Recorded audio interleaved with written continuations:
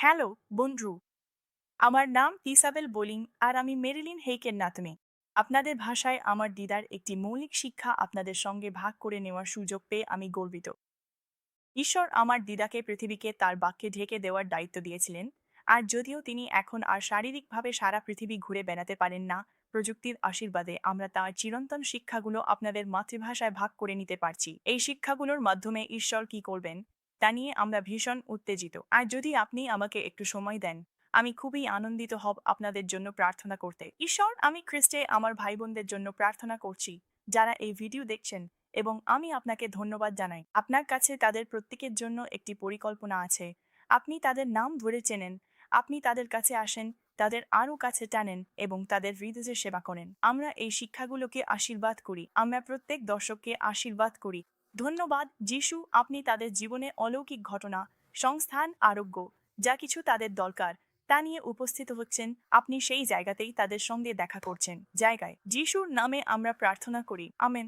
আমার দিদিমার পবিত্র বাক্যের প্রতি ভালোবাসা এবং এই সত্য যে এই বাক্য চিরন্তন যুগ যুগ ধরে চলে এসেছে আজকের শিক্ষায় খুবই গুরুত্বপূর্ণ, এবং আমি খুবই উচ্ছ্বসিত যে আজকের শিক্ষার মাধ্যমে ঈশ্বর আপনাদের সঙ্গে কি কথা বলবেন। চলুন আমার দিদিমার সঙ্গে যোগ দিই। ওরা জিরমিয় 17:5। আমি 3 পর্যন্ত গুণ, তারপর আমি চাই আপনি আমার সঙ্গে জোরে পড়ুন। 1, 2, 3। এইভাবে প্রভু বলেন, অভিশপ্ত সেই মানুষ যে মানুষের ওপর ভরসা করে এবং নিজের শক্তি হিসেবে মাংসকে ধরে, যার হৃদয় প্রভুর কাছ থেকে সরে যায়। এখন যদি আমরা শুধু মানুষের ওপরই ভরসা করি এবং প্রভুর ওপর বিশ্বাস না রাখি, তার থেকে সরে যাই এবং ভাবি মানুষই সব সমস্যার সমাধান, তাহলে সেটাই অভিশাপ ডেকে আনে এবং সেটাই মূলত আসক্তি নিয়ে আসে। এবং আমরা খুব স্পষ্টভাবে দেখতে পাবো কিভাবে আসক্তি আসে। এগুলো আসে যখন আমরা কোনো না কোনো স্তরে বা কোনো না কোনো ক্ষেত্রে মাংসের ওপর আস্থা রাখি, এবং বাইবেল খুব স্পষ্টভাবে বলে এটা অভিশাপ নিয়ে আসে। এখন এখানে সমস্যাটা কি? মাংস কখনোই আমাদের সমস্ত চাহিদা পূরণ করতে পারে না। এটা শুধু বিভ্রান্তি আর হতাশাই নিয়ে আসে। এই কারণেই মানুষ মদ্যপানে ঝুঁকে, মাদক গ্রহণ করে, খাবারের দিকে ছুটে যায়, নানা রকম জিনিসে, এমনকি যৌন উচ্ছৃঙ্খলতায়ও জড়িয়ে পড়ে, কারণ তাদের একটা চাহিদা আছে।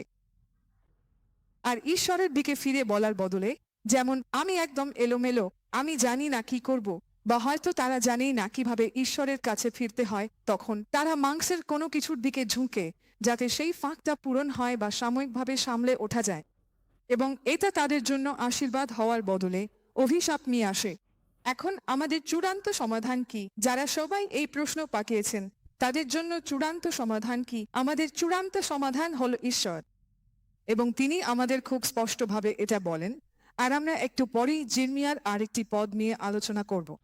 কিন্তু ঈশ্বর বলেন, যদি আমরা মাংসের বাহুর ওপর নির্ভর করি, তাহলে আমরা অভিশপ্ত হব। আসলে আসক্তি আসে প্রথমত মনে। এগুলো আগে শরীরে আসে না, এগুলো মনে আসে ফাঁপা কল্পনার মাধ্যমে। তুমি কল্পনা করতে শুরু করো, আচ্ছা, আমি যদি এটা করি, তাহলে যেখানে আমি কষ্ট পাচ্ছি সেখানে এটা সাহায্য করবে। আমি যদি এটা করি, তাহলে এটা আমাকে কিছুটা অসাড করে দেবে। মদ খেলে অসাড লাগে, মাদক নিলে আর হীন বোধ হবে না। আমি যদি এদিক ওদিক ঘুরি, অন্তত মনে হবে কেউ আমাকে ভালোবাসে। এভাবেই আমরা ভুল চিন্তা করতে শুরু করি। তোমার মাথার দিকে ইশারা করো, কারণ আমি চাই না তুমি এটা ভুলে যাও। বলো, ভুল চিন্তা আসক্তি নিয়ে আসে। সবকিছুই মনে শুরু হয়। পল এই নিয়ে আলোচনা করেছেন। এর সাথে পরিচিত হলেও শুধু সেটুকুই যথেষ্ট নয়, এটা ব্যবহার করা জরুরি। এখানে বলা হয়েছে আমাদের যুদ্ধের অস্ত্র শারীরিক নয়, ঈশ্বরের শক্তিশালী, যা শক্ত ঘাঁটি ভেঙে ফেলে, যুক্তিতর্ক ও ঈশ্বরের জ্ঞানের বিরুদ্ধে নিজেকে উচ্চ করে তোলে, এমন সব কিছুকে নিক্ষেপ করে দেয়। প্রত্যেকটি চিন্তাকে খ্রিস্টের আনুগত্যে নিয়ে আসে। তাহলে আমরা কি করব? আমরা আমাদের চিন্তার জগতে যেখানে প্রয়োজন, সেখানে ঈশ্বরের বাক্য, তার প্রতিশ্রুতি স্থাপন করতে শুরু করি। তুমি জানো আমি পারবো না।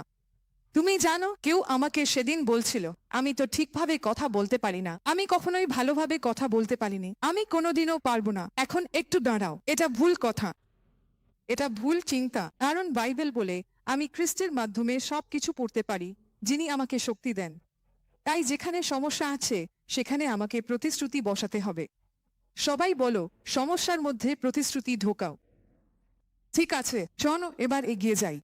দ্বিতীয়ত, নিজের শক্তির ওপর নির্ভর করার ফল হলো আসক্তি ও মজবুত বন্ধন তৈরি হয়। আমাদের দেখতে হবে যে ঈশ্বরই যথেষ্ট। তুমি জানো তিনি এটা করবেন কারণ তিনি তোমাকে ভালোবাসেন। তুমি যদি তার ওপর ভরসা করো, তিনি সেটা করবেন কারণ তিনি আগেই ব্যবস্থা করে রেখেছেন। এই সভায় প্রতিটি আসক্তির জন্য তিনি আগেই ব্যবস্থা করেছেন। এই সভার প্রতিটি সমস্যার জন্য তিনি আগেই ব্যবস্থা করেছেন। বাইবেল এটাই বলে। তাই আমরা যদি তার ব্যবস্থার থেকে মুখ ফিরিয়ে নিই, তাহলে আমরা আমাদের জয় থেকেও মুখ ফিরিয়ে নিই। আমরা আমাদের জয় ছেড়ে দেব। তাই আমাদের জানতে হবে ঈশ্বর শুধু অপেক্ষা করছেন আমাদেরকে এই বন্ধন থেকে মুক্ত করার জন্য। আমেন। তার দিকে তাকিয়ে বলো, দেখো ঈশ্বর শুধু অপেক্ষা করছেন তোমাকে সব ধরনের বন্ধন থেকে মুক্ত করার জন্য। এবার চলো পরের পয়েন্টে, কিভাবে বন্ধন চিনে নিতে হয়। এগুলো সেই জায়গা যেখানে শত্রু বলে আমরা কখনোই জয়ী হতে পারবো না। তুমি তো ডিপ্রেশন কাটিয়ে উঠতে পারবে না, তুমি অতিরিক্ত খাওয়া বন্ধ করতে পারবে না। তোমার মাও তো অতিরিক্ত খেতেন, তোমার দিদিমাও অতিরিক্ত খেতেন। তুমি জানো তোমার বাবারও ডিপ্রেশন ছিল, তোমার দাদারও ডিপ্রেশন ছিল, তোমারও ডিপ্রেশন হবে। একটু দাঁড়াও তো, একটু দাঁড়াও তো। এটা তোমাদের পরিবারে একটা শক্তিশালী বন্ধনে পরিণত হয়েছে এবং এটা খুবই বিপজ্জনক ব্যাপার। তাহলে আমরা যখন শক্তিশালী বন্ধন শব্দটা দেখি গাকুরোমা, তখন প্রাচীন সামরিক যুগে তারা এটা খুব ভালো করেই জানতো। কারণ যদি তারা কোনো শহরে ঢুকে সেই শক্তিশালী দুর্গটা দখল করতে পারত, তাহলে পুরো শহরটাই তাদের হয়ে যেত। আর তাই লড়াইটা আমাদের মনের ভেতরেই হয়। যদি শয়তান তোমাকে প্রতারিত করতে পারে, আর এটাই হচ্ছে তোমার মনে তার সবচেয়ে বড় অস্ত্র, তাহলে সে তোমার মধ্যে একটা শক্তিশালী বন্ধন গেঁথে দিতে পারে। তখন সে তোমার জীবনের সেই অংশে তোমাকে পরাস্ত করতে পারে। এখন সে কিভাবে শুরু করে? আমি কিছু সহজ বিষয় বলেছি কিভাবে সে শুরু করে। যদি তুমি দেখো, শয়তানি হচ্ছে এই শক্তিশালী বন্ধনের স্থপতি ও নির্মাতা। যখন তুমি দুর্বল থাকো, তখনই জীবনে কঠিন সময়ের মধ্যে দিয়ে যাও, ঠিক তখনই সে তোমার মনে সেই শক্তিশালী বন্ধন গড়ে তুলতে শুরু করে। শৈশবের অভিজ্ঞতা, ক্ষতিগ্রস্ত অনুভূতি, খুব কম বা খুব বেশি সন্তুষ্টি, মানসিক অপরিপক্কতা, যৌন নির্যাতন, একই লিঙ্গের পিতামাতার কাছ থেকে মনোযোগের অভাব এবং অনুপস্থিত পিতামাতা, এসব থেকেই শুরু হয়। তাই আমরা দেখি এভাবেই সে শক্তিশালী বন্ধন গড়ে তুলতে শুরু করে। সে এটা শুরু করে চিন্তা ভাবনার মধ্যে অনেক সময় শৈশব থেকেই। কিন্তু যিশু এসেছিলেন আমাদের মুক্তি দিতে। যিশু এসেছিলেন বন্দীদের মুক্তি দিতে। এটা আমাদের কাজ নয়, বরং তিনি ইতিমধ্যেই যা করেছেন সেটাই আসল। তাহলে আমাদের কি করা উচিত? আমাদের তার ওপর নির্ভর করতে হবে, আর শরীরের ওপর নির্ভর করা বন্ধ করতে হবে। জাগতিক সমাধানের ওপর নির্ভর করা বন্ধ করতে হবে, বরং যিশুর ওপর নির্ভর করতে হবে। এখন গলিয়তের কথা ভাবো। তুমি জানো যখন দাউদ গলিয়তের সামনে গেল, তখন ইসরায়েলীদের মনে ভয়ের এক শক্তিশালী বন্ধন ছিল। আমি তোমাকে বলছি, তারা গলিয়তকে দেখেই পালিয়ে গিয়েছিল। সে বলেছিল, জানো তো যে আমাকে হারাবে সে তোমাদের দাস হবে, কিন্তু আমি যদি তাকে হারাই, তাহলে তোমরা ফিলিস্তীয়দের দাস হয়ে যাবে। এখন দাউদের ছিল একেবারে ভিন্ন এক শক্ত ঘাঁটি। দাউদ বিশ্বাস করত না যে গলিয়ত তাকে হারাতে পারবে। সে বিশ্বাস করত ঈশ্বর পারবেন। সে আরেকটা শক্ত ঘাঁটি তৈরি করেছিল। সে এটা তৈরি করেছিল শরীরের ওপর নির্ভর করে নয়, বরং কি থেকে? ঈশ্বরের ওপর নির্ভর করে। আর সে বলেছিল, আমি একটা সিংহ মেরেছি, একটা ভালুক মেরেছি, আর এবার তোকে ধরব। আর সেই ছিল একমাত্র ব্যক্তি যার কাছে ছিল একটা শক্ত ঘাঁটি, সঠিক ঘাঁটি। তাই আমাদের শুধু আমাদের শক্ত ঘাঁটি, আমাদের আসক্তিগুলো প্রভুর হাতে তুলে দেওয়াই নয়, আমাদের ঈশ্বরের প্রতিশ্রুতিগুলোর ওপরও শক্তভাবে আঁকড়ে ধরতে হবে। সেগুলোকে মনে রাখতে হবে এবং ধরে রাখতে হবে। আমেন। দাউদ সেই শক্ত ঘাঁটি আগেই তৈরি করে নিয়েছিল, জায়ান্টের সঙ্গে দেখা হওয়ার আগেই। তাই সে নিঃসন্দেহে জায়ান্টকে পরাজিত করেছিল। এখন আমরা ভাবি না যে কোনো শক্ত ঘাঁটি ভেঙে ফেলা যায়, কিন্তু আমি বলছি এগুলো ভেঙে ফেলা যায়। যদি তুমি দাউদের দিকে তাকাও এবং তার মধ্যে ঈশ্বরের বাক্যে যে শক্ত ঘাঁটি ছিল, সেটা এতটাই শক্তিশালী ছিল যে আমি এটা খুব পছন্দ করি। যখন সে গিয়ে গলিয়তের মুখোমুখি হলো, সে বলল, আমি তোমার মাথা কেটে ফেলব এবং তোমাকে পাখিদের খাওয়াব। এখন এটা একজন তরুণ, সম্ভবত তার কিশোর বয়সের শেষ দিকে। তোকে পাখিদের খাওয়াবো, মুন্ডু কাটবো তোর। তলোয়ার নেই ওর, করার থাকতে পারতো, কিন্তু বর্মে আটকালে ওটা নেয়নি। সে 5টা পাথর দিয়ে কিভাবে মাথা কাটবে? আসলে সেগুলিওতে তলোয়ারটাই ধার নিয়েছিল। সেগুলিও তোকে একটা পাথর দিয়ে ফেলে দিল আর বলল, আমি তোমার তলোয়ার দিয়ে তোমার মাথা কেটে ফেলব। আর সে ঈশ্বরের প্রতিশ্রুতিতে এতটাই দৃঢ় বিশ্বাসী ছিল যে সেগুলিওতে শক্ত ঘাঁটিটাই ভেঙে ফেলেছিল। আর আমি দাউদের এই ব্যাপারটা খুব পছন্দ করি যে সে মাথাটা তুলে নিয়েছিল। তুমি কি এটা পরে মনে করতে পারো? তুমি ভাবো, প্রভু সে মাথাটা সঙ্গে নিয়ে কেন যাচ্ছে? কেই বা চায় একটা দৈত্যের মাথা বয়ে নিয়ে যেতে? হয়তো সে মাথাটা একটা ব্যাগে ঢুকিয়েছিল আর ব্যাগটা থেকে টপ আপ করে পড়ছিল। কেউ জিজ্ঞেস করলো, ব্যাগে কি নিয়ে যাচ্ছ? ওহো, গলিয়তের মাথা। আর জানো, বাইবেল আমাদের বলে সে মাথাটা জেরুজালেমে নিয়ে গিয়েছিল, কারণ এই অধ্যায়ের আগেই তাকে রাজা হিসেবে অভিষিক্ত করা হয়েছিল। আর সে জানতো একদিন তার রাজধানী হবে জেরুজালেম। তাই আমি মনে করি সে সেখানে গিয়ে একটা গর্ত খুঁড়ে গলিয়তের মাথা পুঁতে বলেছিল, যদি আমি গলিয়তের ওপর জয়ী হতে পারি তাহলে এই শহরও জয় করব। আর সে পেরেছিল। আমি একটা শক্ত ঘাঁটি ভেঙে ফেললে তুমি আরেকটা ভাঙার জন্য প্রস্তুত হয়ে যাও, বা তোমার জীবনে ঈশ্বর প্রস্তুত হন, কারণ তুমি। দাউদ কি করেছিল? সে নিজের শক্তি বা সেনাবাহিনীর ওপর ভরসা করতে পারেনি, আর তার ভাইয়েরাও তাকে ছোট করেছিল। আর পরিবারও সত্যিই তাকে ছোট করেছিল। সে কি করেছিল? সে ঈশ্বরের ওপর ভরসা করেছিল। সে ভরসা করেনি, কিন্তু সে ভরসা করেছিল, আর সে জিতেছিল। আর তুমিও জিতবে। আর তুমি এটা এত কঠিন করে তুলো না। আচ্ছা, আমারটা তো অনেক বড় আর অনেক খারাপ। শোনো, আমি তোমাকে বলি, আমরা $100 গির্জায় এক ভদ্রলোককে পেয়েছিলাম। তিনি 72 বছর ধরে ধূমপান করেছিলেন। তিনি তখন 90 এর ঘরে ছিলেন, আর যিশু তাকে মুক্তি দিয়েছিলেন। কত বছর ধূমপান করলে কিছু যায় আসে না, আসল ব্যাপারটা হলো নাম। নামটাই আসল, নামটাই আসল। আর তিনি যিশুর ওপর ভরসা করেছিলেন। আমরাও ক্রুশ আমাদের জন্য যা করেছে তার ওপর ভরসা করতে পারি, আর সেটাই আমাদের মুক্তি দেবে। এখন শয়তান কেন একটা দুর্গ তৈরি করে? কারণ সে চায় তার স্বার্থকে পুরোপুরি রক্ষা করতে। তোমার মনে যে দুর্গটা আছে সেটা তার স্বার্থ রক্ষার জন্য, এবং তোমার মধ্যে সে যা চাইছে সেটা তৈরি করার জন্য। তুমি কি শুধু শুয়ে পড়ে থাকবে আর শয়তানকে এসব করতে দেবে? ওটা তো একেবারে বোকামি হবে। আর পল আমাদের বলেন, আমি 3 পর্যন্ত গুনবো, আর আমি চাই তোমরা সবাই জোরে জোরে এই শাস্ত্র বাক্যটা পড়ো। 1, 2, 3। তাহলে আমরা এইসব বিষয় কি বলবো? যদি ঈশ্বর আমাদের পক্ষে থাকেন, তাহলে কে আমাদের বিরুদ্ধে যেতে পারে? তিনি নিজের ছেলেকেও রেহাই দেননি, বরং আমাদের সবার জন্য তাকে সমর্পণ করেছেন। তাহলে তিনি কি তার সঙ্গে আমাদের আরো কিছু দেবেন না?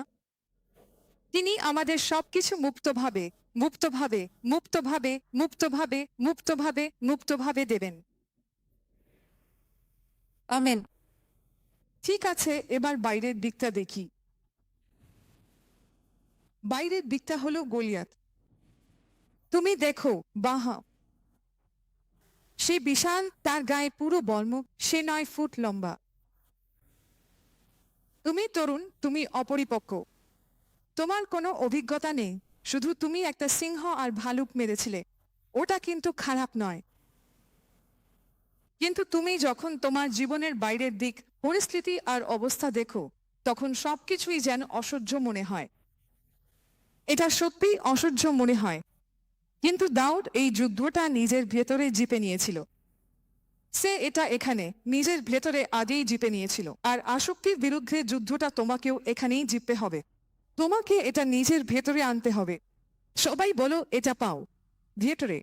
এখন আমরা বলি, আচ্ছা, যখন আমার আর খাবারের প্রতি লোভ থাকবে না, তখন দেখবি।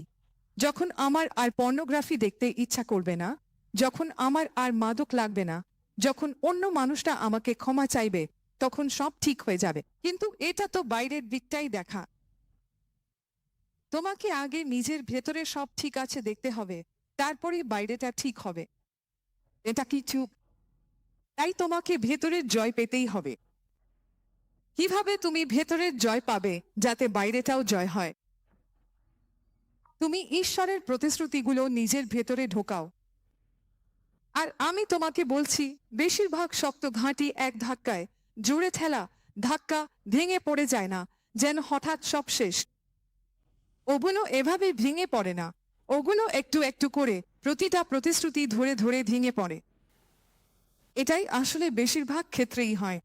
ওই প্রতিশ্রুতিটা নিজের মধ্যে নেওয়া, সেই প্রতিশ্রুতি উচ্চারণ করা, সেই প্রতিশ্রুতি নিয়ে ধ্যান করা তোমার পরিস্থিতি আর অবস্থার জন্য, আর দেখবে পবিত্র আত্মা তোমার জন্য এমন প্রতিশ্রুতিও নিয়ে আসবে যা তোমাকে ওই পরিস্থিতিতে সাহায্য করবে। তখন কি হতে শুরু করে? নিজের শক্তির ওপর ভরসা না করে, অন্য কারো ওপর ভরসা না করে, তুমি ওনার ওপর ভরসা করতে শুরু করো, আর তিনিই তোমাকে মুক্তি দেন। আর যেমনটা বললাম, এটা হয়তো এক ধাক্কায়, হঠাৎ করে জোরে ধাক্কা দিয়ে হবে না।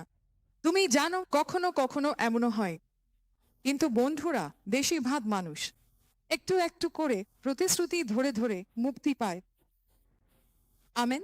ওই সব প্রতিশ্রুতিগুলো আঁকড়ে ধরে থাকো, প্রতিশ্রুতিগুলো রেখো। যিশুতে ভরসা করো, না পারলে অনুতাপ করো। বলো, আমি আবার তোমার উপর ভরসা করব। আমি আমার নিজের মতো করে করার চেষ্টা করছিলাম। তুমি জানো, কয়েক বছর আগে যখন আমরা আমাদের চার্চ শুরু করেছিলাম, তখন আমরা অপদেবতার অধিকার নিয়ে কিছুই জানতাম না।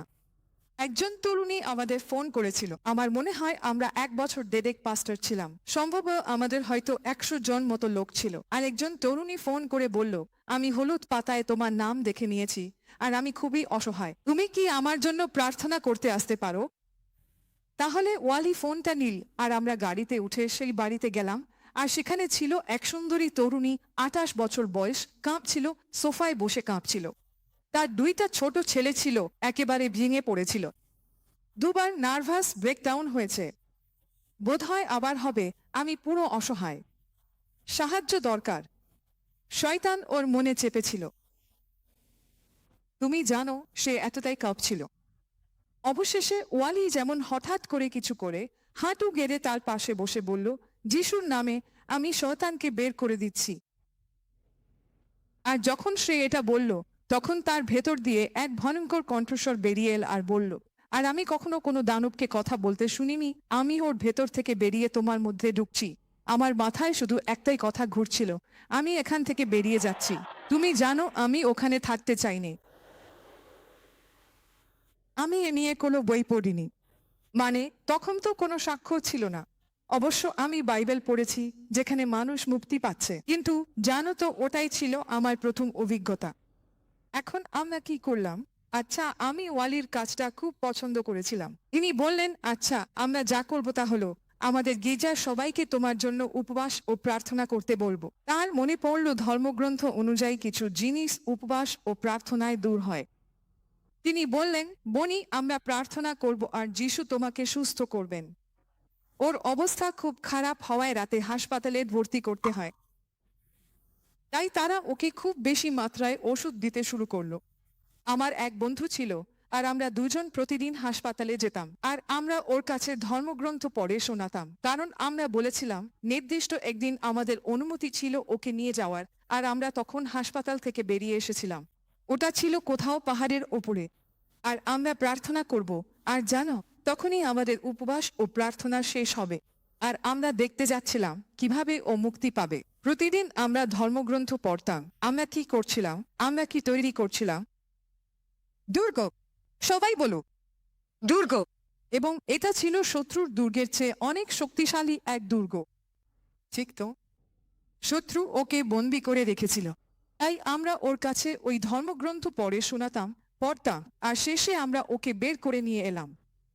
আর আমি মনে করি আমরা ওকে আমাদের গির্জায় নিয়ে গিয়েছিলাম এবং প্রায় 10 জন মানুষকে প্রার্থনার জন্য ডেকেছিলাম। আর আমি বলতে চাই, যখন ও সেই গির্জার ভবনে ঢুকল, আমাদের ছোট্ট উপাসনালয়ে, যেটা ছিল একটু জরাজীর্ণ পুরনো বাড়ি, তখনই ওই দানবগুলো ওর ভেতর থেকে চেঁচাতে লাগলো, পাগলামি করতে লাগলো, আর চিৎকার করতে লাগলো। আমরা সবাই ওর চারপাশে জড়ো হলাম আর প্রার্থনা করতে লাগলাম। আত্মা টানাতে লাগলাম। যিশুর ওপর ভরসা রাখো। অভিজ্ঞতা ছিল না, ঠিক। আমরা অনেক কিছু ভুলভাবে করেছিলাম, কিন্তু ও মুক্তি পেয়েছিল। হালেলুয়া। কেন? আমরা নিজের বুদ্ধিতে নয়, যিশুর ওপর ভরসা করি, কারণ এটা করার উপায় জানতাম না। আমরা শুধু বাইবেলের কথা নিয়েছিলাম আর বাইবেলের ওপর নির্ভর করেছিলাম। আমরা প্রার্থনা করি এই শিক্ষাটা তোমাদের আশীর্বাদ করুক। আমি জানি ঈশ্বর তোমাদের প্রত্যেকের সঙ্গেই কাজ করেছেন যারা দেখছো, আর আমরা খুবই উত্তেজিত দেখতে ঈশ্বর তোমার জীবনে কি করতে চলেছেন। আমি তোমাকে উৎসাহ দিচ্ছি, তোমার এলাকার অন্য খ্রিস্টান ও বিশ্বাসীদের সঙ্গে যুক্ত হও। এটা খুবই গুরুত্বপূর্ণ যে আমরা সবাই একসঙ্গে সমাজে যুক্ত হই এবং খ্রিস্টের দেহের অংশ হই।